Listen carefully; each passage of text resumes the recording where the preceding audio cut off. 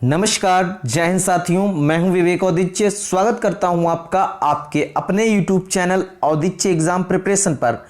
Friends, जैसा कि आपने थंबनेल देखा है कि हिंदी की संपूर्ण पेडागोजी मात्र एक वीडियो में। तो साथियों, यदि आपने इस थंबनेल को देख करके वीडियो को क्लिक किया है तो साथियों आप सही वीडियो पर हैं। मैं वादा करता हूं जब आप वीडियो को एंड करेंगे आप हिंदी की संपूर्ण पेडागोजी सीख चुके होंगे। चलिए स्टार्ट करते हैं हिंदी की संपूर्ण पेडागोजी। तो साथियों, आपको कौन कौन से टॉपिक पढ़ने हैं?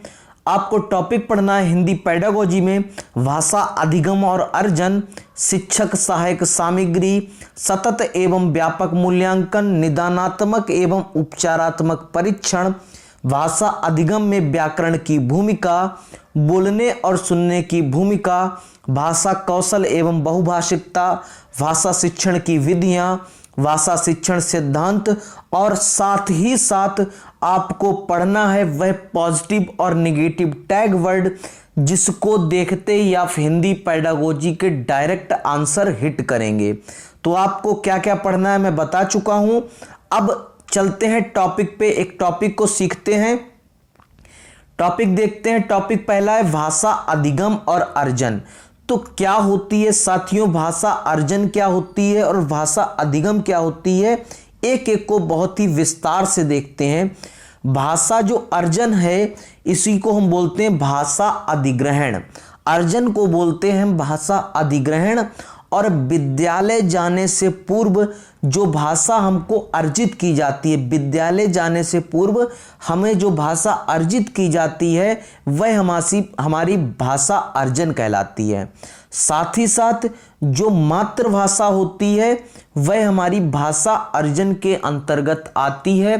भाषा अर्जन जो है वह हमको परिवार द्वारा मिलती है, हमको परिवेश से मिलती है, समाज द्वारा मिलती है, इसलिए यह विद्यालय जाने से पूर्व की भाषा अर्जित कहलाती है। साथ ही साथ यह मातृभाषा होती है। और अर्जन भाषा जो होती है, भाषा का अर्जन है वह सहज है और स्वाभाविक है। सहज कैसे है और स्वाभाविक कैसे है? तो सहज भाषा अर्जन सहज इसलिए है, आपके भाई ने, एक बालक है, बालक के भाई ने जिस तरीके से भाषा को उच्चारित किया उसी तरीके से बालक ने अपने बड़े भाई की भाषा को अनुकरित करते हुए बहुत ही सहज तरीके से सीख लिया और स्वाभाविक तरीके से सीख लिया। इसी को हम बोलेंगे भाषा अर्जन जो होती है बहुत ही सहज और स्वाभाविक होती है। यदि हम दूसरा उदाहरण लेते हैं, दो परिवार के बालक लेते हैं। एक परिवार का बालक है जिसमें बहुत ही अनौपचारिक भाषा, अभद्र भाषा का प्रयोग किया जा रहा है और एक में बहुत ही सौम्य शैली की भाषा का प्रयोग किया जा रहा है। तो जिस परिवार में भाषा बहुत ही अभद्र प्रयोग की जा रही है तो बालक जो होगा वह अनुकरित कर लेगा उस भाषा को अनुकरित कर लेगा, असभ्य भाषा को। और जिसमें सौम्य भाषा होगी उस परिवार का बालक सौम्य भाषा को अनुकरित कर लेगा। इसीलिए कहा जाता है सहज और स्वाभाविक तरीके से भाषा अर्जन की जाती है। साथ ही साथ अर्जन भाषा में व्याकरणिक समझ नहीं होती। अब व्याकरणिक समझ से तात्पर्य है कि ये जब स्वाभाविक तरीके से सीखी जा रही है, सहज तरीके से सीखी जा रही है तो इसमें व्याकरणिक अशुद्धियों को ध्यान में नहीं रखा जाता है, नियमबद्ध नहीं होती है, इसलिए भाषा जो अर्जन है व्याकरणिक समझ नहीं होती है। साथ ही साथ भाषा का अर्जन अनौपचारिक तरीके से होता है। अनौपचारिक तरीके से मतलब है कि इसका कोई सीक्वेंस नहीं होता, इसकी कोई क्रमबद्धता नहीं होती। इस भाषा को सीखने के लिए एक बालक अपने परिवार में रहता है, सुबह वो उठा, शाम तक उस परिवार से जितने लोगों का कांटेक्ट हुआ उसने उस भाषा को अनुकरित कर लिया, कोई भी औपचारिक नियम फॉलो नहीं किया। तो ये हमारा हो गया भाषा का अर्जन, अनौपचारिक तरीके से सीखी जाती है। साथ ही साथ भाषा अधिगम जो है, अब आता है भाषा अधिगम क्या है। ठीक इसका अपोजिट या हम कहेंगे ठीक इसका नेक्स्ट स्टेप, मतलब कि पहले भाषा अर्जन बालक सीखेगा उसके बाद भाषा अधिगम करेगा।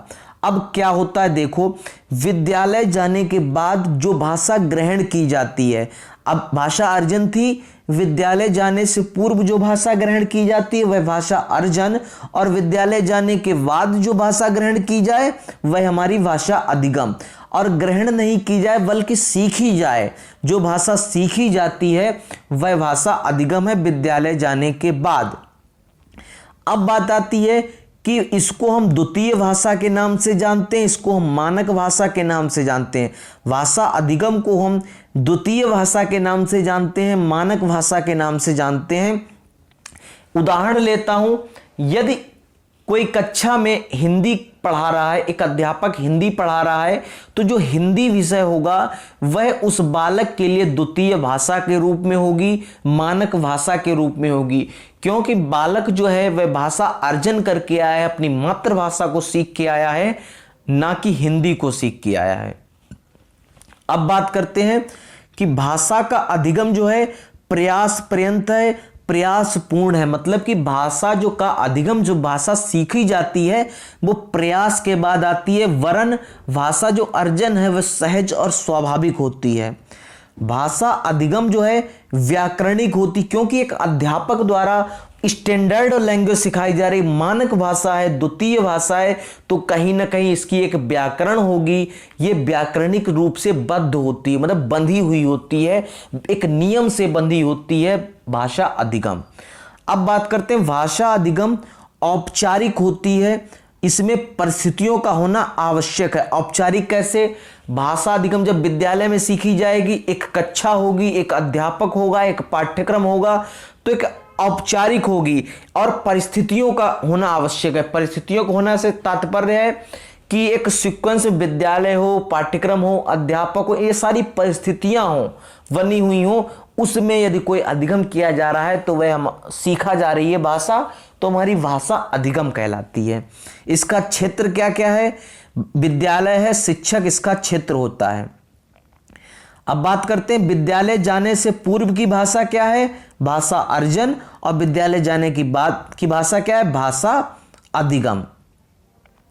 अब दूसरे टॉपिक की तरफ चलते हैं। दूसरा टॉपिक है हमारा शिक्षण सहायक सामग्री। तो टीचिंग लर्निंग मटेरियल क्या क्या होता है? शिक्षण अधिगम को सरल और सहज बनाने के लिए 3 प्रकार के शिक्षण सहायक सामग्री का प्रयोग किया जाता है। 3 प्रकार के टीचिंग लर्निंग मटेरियल का प्रयोग किया जाता है शिक्षण अधिगम को सरल सहज बनाने के लिए। दृश्य सामग्री, दृश्य श्रव्य सामग्री और श्रव्य सामग्री। तो वह कौन कौन सी सामग्री है जरा देख लेते हैं। यहां से प्रश्न हर बार आता है सीटेट एग्जाम में, भैया इस बार भी आएगा, पढ़ के जाइएगा। दृश्य सामग्री क्या होती है? दृश्य सामग्री मैप, चार्ट, ग्राफ, चित्र, मॉडल, ग्लोब, श्यामपट, ये सारे हमारे दृश्य सामग्री। कौन कौन सी? मैप, चार्ट, ग्राफ, चित्र, मॉडल, ग्लोब, श्यामपट आदि।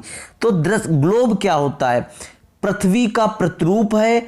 इसका उपयोग पृथ्वी के वास्तविक स्वरूप को, आकार को समझने के लिए किया जाता है। बालकों को पृथ्वी का वास्तविक स्वरूप समझाने के लिए, वास्तविक आकार समझाने के लिए हम ग्लोब का प्रयोग करते हैं। और मानचित्र का प्रयोग किस तरीके से करते हैं? मानचित्र से बच्चों में स्थान, दूरी, दिशाओं की सापेक्ष स्थिति को समझने में हमको सहायता करता है मानचित्र। और वहीं श्यामपट क्या करता है? शिक्षण कार्य हेतु मुख्य सहायक सामग्री के रूप में आता है, जो कि पठन पाठन के लिए अत्यंत महत्वपूर्ण है, और यह एक दृश्य सामग्री के अंतर्गत आता है। अब बात आती है श्रव्य सामग्री कौन कौन सी है? तो श्रव्य सामग्री हमारी है रेडियो, टेप रिकॉर्डर, ग्रामोफोन, ये सारी हमारी श्रव्य सामग्री है। यदि बालक रेडियो द्वारा, यदि बालक टेप रिकॉर्डर द्वारा, या यदि बालक ग्रामोफोन द्वारा चीजों को सीखता है, शिक्षण अधिगम करता है, तो ये हमारी शिक्षण अधिगम सामग्री श्रव्य सामग्री के अंतर्गत आएंगी। अब आती है दृश्य श्रव्य सामग्री कौन कौन सी, जो दृश्य भी हो और श्रव्य भी हो। तो टीवी हुआ, projector, laptop, computer, interrogative board, ये सारे हमारे दृश्य श्रव्य सामग्री में होंगे। तो कैसे? टीवी, अब कंप्यूटर वह सहायक सामग्री जिसके द्वारा बच्चों को, छात्रों को उच्च कोटि का पुनर्वलन प्राप्त होता है। एक शब्द आ गया साथियों, क्या आया है? पुनर्वलन। तो पुनर्वलन क्या होता है, यहीं पे सीख लेते हैं। तो पुनर्वलन होता है वह बाह्य उद्दीपक जिससे बालक के सीखने की गति को बढ़ावा मिलता है, तो वह हमारा कहलाता है पुनर्वलन। तो भ्रमण और चित्र वह शिक्षण सहायक सामग्री जिसकी सहायता से बालकों में निरीक्षण करने की योग्यता विकास में काफी मदद मिलती है, उसे भ्रमण कहते हैं। चित्र वह सहायक सामग्री जिसे प्रदर्शन के लिए उपयुक्त सामग्री माना जाए एवं इतिहास शिक्षण को सजीव बनाती है चित्र। अब आते हैं नेक्स्ट टॉपिक की तरफ चलते हैं। नेक्स्ट टॉपिक है सतत मूल्यांकन और व्यापक मूल्यांकन। तो क्या होता है सतत मूल्यांकन और क्या होता है व्यापक मूल्यांकन, एक लाइन में और बहुत ही संक्षिप्त में सीखते हैं सतत मूल्यांकन को। मूल्यांकन की एक ऐसी व्यवस्था जो सीखने के साथ निरंतर चलती रहती है, बच्चों के अनुभवों एवं व्यवहारों में होने वाले परिवर्तनों का मूल्यांकन लगातार करती रहती है। मतलब कि एक ऐसा मूल्यांकन जो निरंतर चलता रहे। लेकिन इसमें क्या होता है, सतत मूल्यांकन में ज्ञानात्मक, भावात्मक और क्रियात्मक 3 पक्ष का बालक का मूल्यांकन हो रहा होगा, लेकिन किसी एक पक्ष का यदि मूल्यांकन किया जा रहा हो, ज्ञानात्मक, भावात्मक और क्रियात्मक पक्ष में से किसी एक पक्ष का निरंतर मूल्यांकन किया जा रहा हो, तो उसको हम सतत मूल्यांकन कहेंगे। सतत मूल्यांकन के प्रकार कितने होते हैं? निदानात्मक एवं उपचारात्मक मूल्यांकन, रचनात्मक मूल्यांकन और संकलनात्मक मूल्यांकन। अब बात करते हैं व्यापक मूल्यांकन क्या होता है। व्यापक मूल्यांकन होता है मूल्यांकन का वह तरीका जिसके द्वारा संज्ञानात्मक, अच्छा अभी मैंने क्या बताया आपको, सतत मूल्यांकन के लिए बताया कि संज्ञानात्मक, भावात्मक और कौशलात्मक पक्ष में से किसी एक पक्ष का यदि हम मूल्यांकन कर रहे हो। ठीक इसका अपोजिट कहें या एक नेक्स्ट स्टेप बोलेंगे कि मूल्यांकन का वह तरीका जिसमें संज्ञानात्मक, भावात्मक और कौशलात्मक तीनों पक्षों का या हम कहें सर्वांगीण पक्षों का यदि हम मूल्यांकन कर रहे होंगे एक बालक के अंतर्गत और निरंतर चलता रहे, उसको हम कहेंगे व्यापक मूल्यांकन। नोट करके लिख दिया है, किसी एक पक्ष का मूल्यांकन यदि हो रहा हो तो संज्ञानात्मक, वो सतत मूल्यांकन, और इस सभी पक्षों का मूल्यांकन हो रहा हो तो वह व्यापक मूल्यांकन के अंतर्गत आएगा। छात्रों की विकास सीमा निर्धारित करने हो तो जो तरीका उपयुक्त है वह सतत और व्यापक मूल्यांकन है। साथ ही साथ सतत एवं व्यापक मूल्यांकन के प्रश्नोत्तर विधि के द्वारा शिक्षार्थियों में सीखने की जिज्ञासा उत्पन्न की जाती है। यह प्रश्न बन जाता है आपके एग्जाम में कि यदि प्रश्नोत्तर विधि द्वारा क्या किया जाता है, तो प्रश्नोत्तर विधि द्वारा सीखने की गति में जिज्ञासा उत्पन्न की जाती है। अब नेक्स्ट टॉपिक आपकी स्क्रीन पर आ चुका है, निदानात्मक परीक्षण एवं उपचारात्मक परीक्षण क्या होता है। रिमेडियल टीचिंग और डायग्नोस्टिक टीचिंग क्या होती है, इसके बारे में देखते हैं। निदानात्मक परीक्षण और उपचारात्मक परीक्षण, निदानात्मक शिक्षण और उपचारात्मक शिक्षण क्या होता है, सीख लेते हैं। पहले तो सीखते हैं निदानात्मक परीक्षण। तो निदान का क्या तात्पर्य होता है, निदान का क्या शाब्दिक अर्थ है, इसको जानते हैं। निदान का शाब्दिक अर्थ है पहचान करना, पता करना, बालकों की आवश्यकताओं को ढूंढना। तो निदान का शाब्दिक अर्थ हुआ पहचान करना, पता करना। किसी भी बालक की समस्याओं की पहचान करना, उसको कहेंगे हम निदान कहेंगे। अब क्या होगा, निदान के तरीके क्या होंगे, लिखित परीक्षा, मौखिक परीक्षा या वस्तुनिष्ठ परीक्षा या साक्षात्कार द्वारा हम करेंगे। वहीं उपचार का क्या अर्थ होता है, ठीक करना, सुधार करना, निवारण करना, समस्या का समाधान करना। बालकों को कई तरीके की शिक्षण विधियों द्वारा, शिक्षण सूत्रों का उपयोग करके उसकी समस्याओं का समाधान करना। तो क्या हुआ, आपको क्या पता चला निदानात्मक और उपचारात्मक परीक्षण से। निदानात्मक का अर्थ है बालक की समस्याओं की पहचान करना, फिर जब बालक की समस्याओं की हो जाए पहचान तो उपचारात्मक परीक्षण करेगा, बालक की समस्याओं का निदान करेगा। तो पहले आएगा निदानात्मक परीक्षण, उसके बाद में आएगा उपचारात्मक परीक्षण। इसी को यदि मैं एक उदाहरण से समझाएं आपको, तो यदि आपको कोई बीमारी है, और आप डॉक्टर के पास गए तो डॉक्टर ने कहा पहले जाओ पैथोलॉजी सेंटर और वहां से सीवीसी की जांच करा लाओ, यानी कि ब्लड टेस्ट करा लाओ। तो वहां से आपको ब्लड कैंसर पता चला, वहां से आपको कोई बीमारी पता चल गई, सपोज दैट आपको डेंगू है, वहां पे पता चला।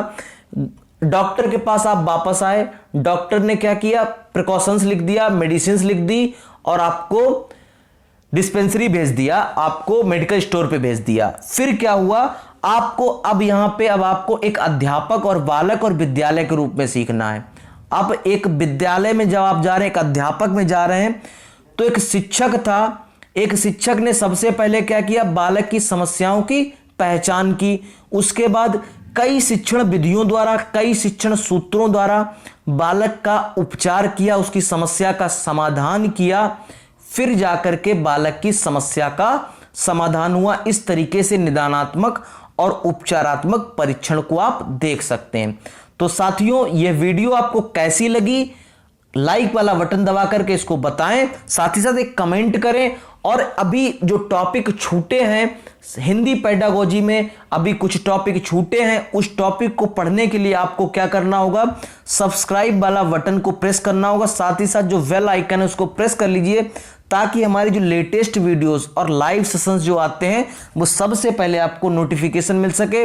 मिलते हैं एक नेक्स्ट वीडियो के साथ, एक नेक्स्ट टॉपिक के साथ। धन्यवाद, जय हिंद।